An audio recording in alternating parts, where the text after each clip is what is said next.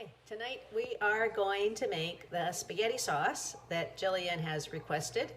And this recipe is also the sauce that I use in the lasagna, which is another recipe that Jillian has requested. So tonight we're gonna make the sauce and then we will put it together in lasagna in another recipe. So stay tuned for the sauce.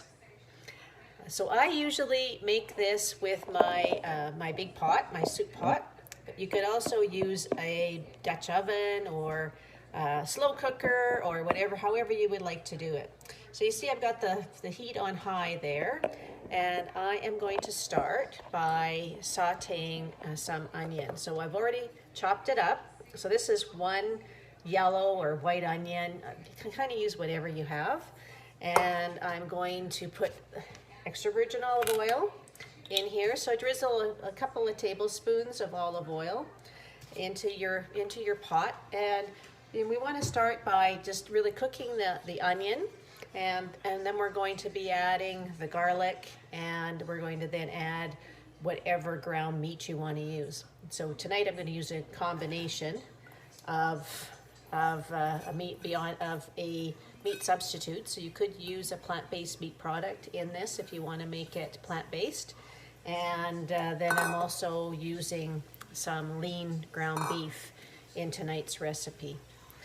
So I've just got this in the pan and going to sort of, you can hear it beginning to start to sizzle there. Going to get my spatula.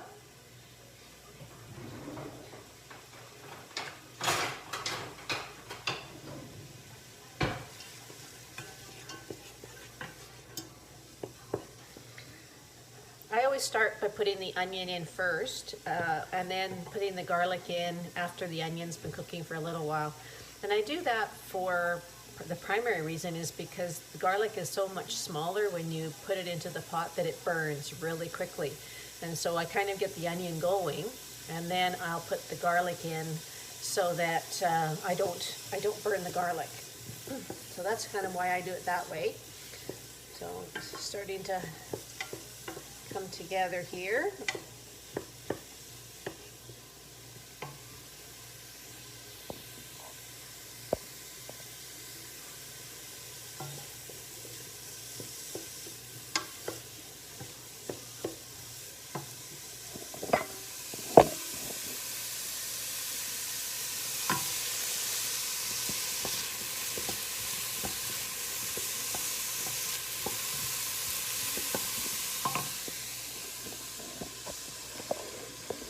So I've also got everything sort of chopped up ahead of time for this recipe. So I tend to use, I would just about always put mushrooms in my spaghetti sauce, and I always have onion in my spaghetti sauce. And then the other things, I kind of switch them out depending on what I have in my fridge, and maybe sometimes what I want to get rid of that's in the fridge. And so usually there's 2 or 3 other vegetables that'll go in to the spaghetti sauce. And so tonight I have diced up some zucchini. So again, just a regular chop of the zucchini. I pretty much always put some shredded carrot in it. So shredded carrot just binds it and does something really kind of yummy to the sauce. And then I usually put some peppers in. So tonight I just used a combination of green peppers and red peppers. So altogether is probably about, could be a full pepper, could be 1.5. So I think I used half a green pepper and maybe 1/3 of a red pepper tonight. And then I don't have my clove of garlic, so I'm just using some out of the jar. So some of the minced garlic out of the jar.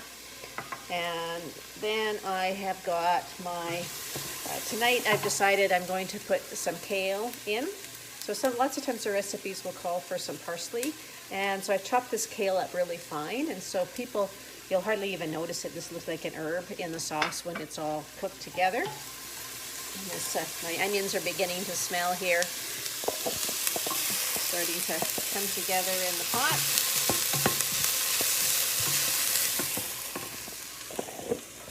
Steaming up my camera a little bit. So now I'm going to add the garlic, and because spaghetti sauce is one of these Italian favorites, generally we're kind of generous with the garlic. So when you cook, if you've got the cloves to cut up, I'd say, you know, 3 or 4 cloves.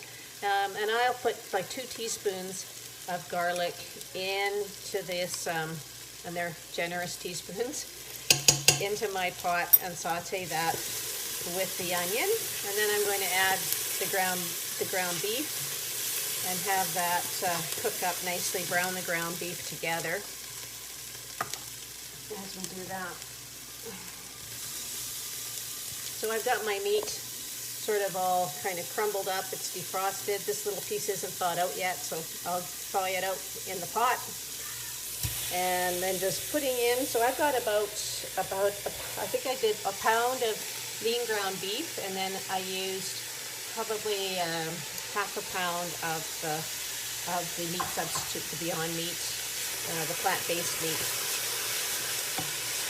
So sometimes that just makes your meal go a little bit further, and you're reducing. Sometimes you're reducing the calories. Sometimes you're reducing the animal protein. So this sauce works out pretty well if you want to use ground turkey or you want to use ground chicken. You can substitute the ground meat that you want to use in your sauce. And if you want to go, you know, totally vegetarian with it, you can use portobello mushrooms. And so portobello mushrooms, chopped up nice and finely, can be a substitute for the meat and gives that sort of meaty flavor. The portobello mushrooms have that strong meaty flavor that you often don't even realize it isn't a meat product. So I'm just going to stir in the pot and getting the ground beef and the meat browned up.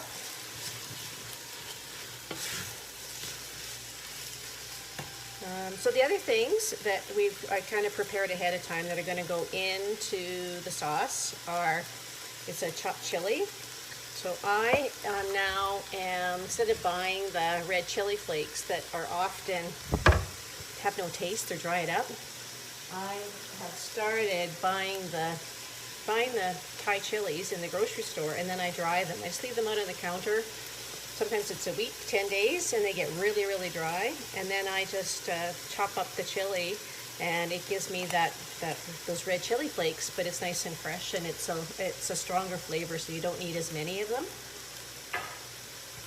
And so then, because this is, say, an Italian dish, we're going to have oregano and basil. So I had some fresh oregano in the fridge, so I just had it dry on the counter for a few days. So I'm using fairly fresh oregano, and then I'm using some basil that is dried. I was growing some basil in my own little greenhouse here over the winter, and so I've pretty much used all of that up. So this is just some dried basil that I've purchased at the spice store. But again, buying good quality basil and oregano really helps the flavor. And of course, if you're using fresh, you have to put in, you know, sort of go up a size. So for example, if the recipe calls for a teaspoon of dried basil, you would use a tablespoon of fresh basil. So that's a good rule of thumb for substituting or switching between dried ingredients and fresh ones. So my meat's getting brown here. Still have that one little piece that was frozen that I'm going to have to break up a little bit more.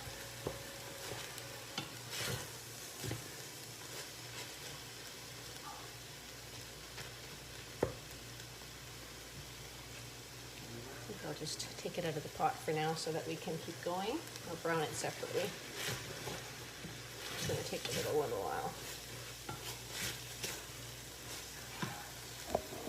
So that's all kind of coming together in the pot. The onion and the garlic and the meat.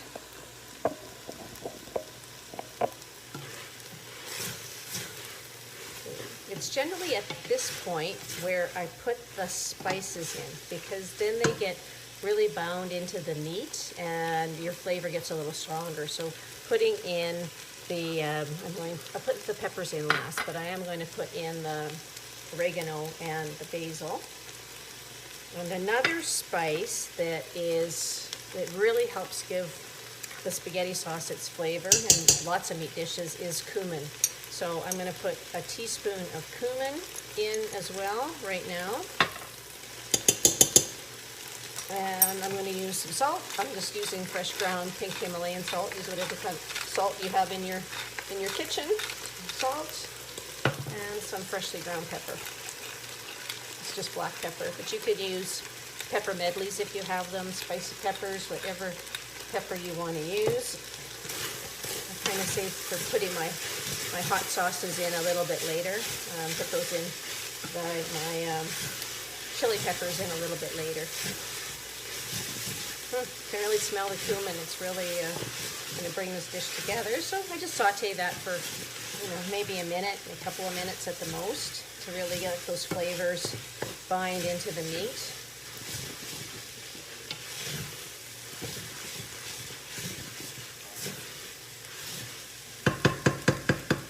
And then I'm just going to add all the other vegetables. So I'm going to put the mushrooms in.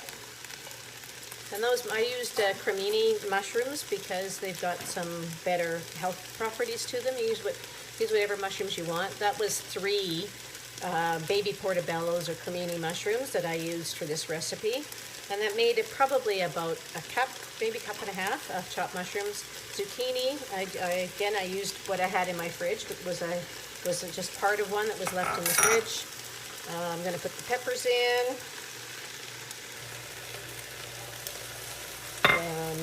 The carrots, grated carrots.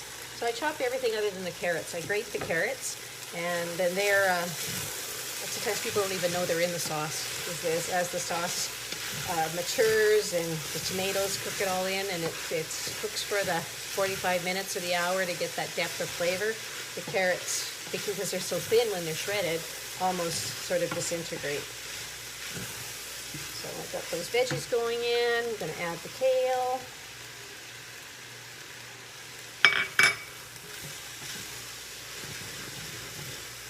Just give it a little bit of a stir. And then I'm going to add the tomatoes.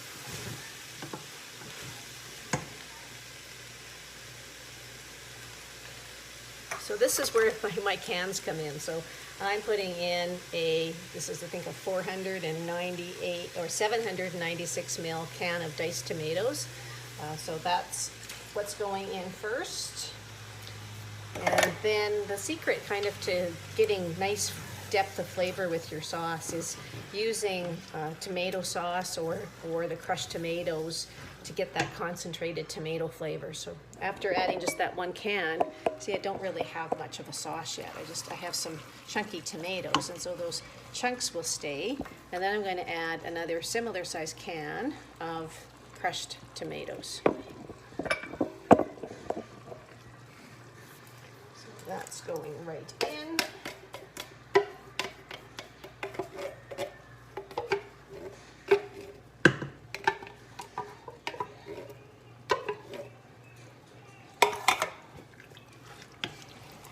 Give it a stir.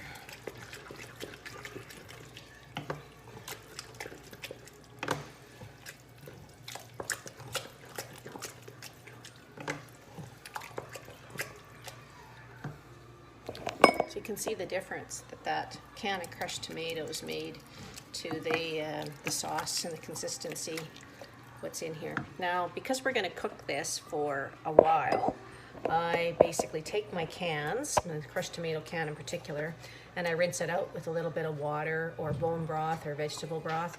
So I'm just going to run over to the sink and rinse my can out.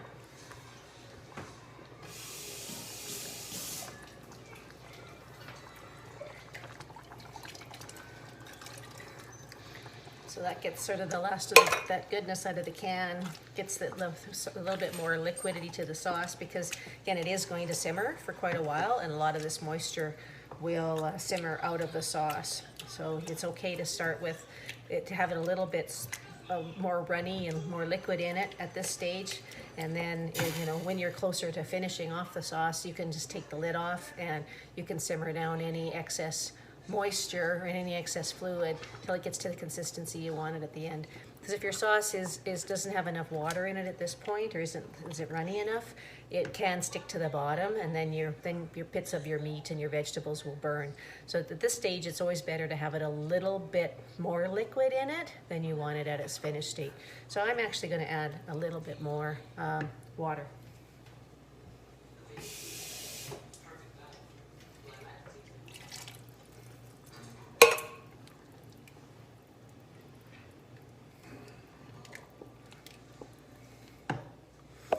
This is what mine looks like now. So you can see the big chunks of vegetables in it, and you can see the mushrooms showing up as those dark flecks, and the tomato in here. So I'm going to add my chili peppers at this point. This was about half of one of those Thai chili peppers. Add that. And I'm just stirring that in. And your sauce is now completed. So I'm going to turn that on simmer for at least 45 minutes, because it's really the ability of this to simmer long term that creates the depth of the flavor that you enjoy. And as you taste it, if you're feeling that it needs a little something. Oh, I forgot one of the secret ingredients here is brown sugar. And so people are often surprised when I say put some sugar in my spaghetti sauce. Just a tablespoon of brown sugar. I'm going to mix that in as well. And again, it just gives it another little layer. So if you don't want to use sugar, you could use honey, you could use molasses. So put a little bit of sweetness in your spaghetti sauce as well. And you know, that tablespoon in this big pot of spaghetti sauce, it doesn't turn the sauce sweet, so don't feel like it's going to be sweet because you put a little bit of sugar in it, but it does just blend the flavors. I'm going to reduce my heat down to low so it is simmering, and I'm going to put the lid on, and then I'm going to check it in 45 minutes. And if I still feel it, I'm going to taste it at that point, because then the flavors will have all had time to permeate. And if I need to add any additional seasoning at that point, I would add some more. And if I didn't feel it was tomatoey enough, sometimes I would add a tomato sauce, or I would add tomato paste to just give it a little bit deeper tomato flavor. So that's all to your preferences. So I'm going to sign off, and next time we will use this sauce in making the lasagna that Jillian has requested. Bye now.